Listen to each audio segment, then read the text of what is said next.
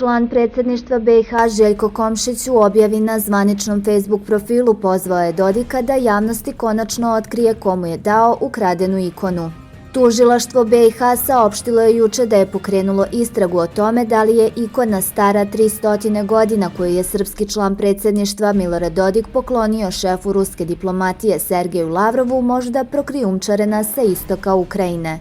Ambasada Ukrajine u Sarajevu je reagovala nakon što je agencija Srna objavila fotografiju ikone sa pečatom što ukazuje da ona možda potiče iz grada Lugansk gde se proruski separatisti bore protiv snaga Kijeva. Dodik je pozlaćenu ikonu poklonio Lavrovu tokom njegove posete Sarajevu. Tužilaštvo BiH je primilo informaciju od ministarke spoljnih poslova Bisere Turković o tome da je zbog ikone u Ministarstvo spoljnih poslova BiH stigla nota ambasade Ukrajine.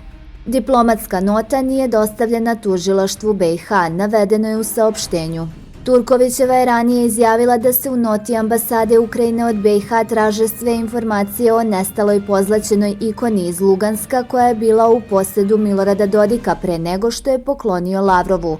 Ona je navela da tužilaštvo BiH na osnovu ukrajinske note ima ozbiljnu osnovu da izvrši uvid kako je Dodik došao u posed otuđene ukrajinske imovine. U noti koju je ambasada Ukrajine uputila bosanskim diplomatama navedeno je i da je Lugansk na teritoriji koja je pod okupacijom Rusije, pa bi eventualno prikrivanje informacija o tome kako je ikona dospela u BiH moglo da se protumači kao podrška agresivne ruske politike prema Ukrajini.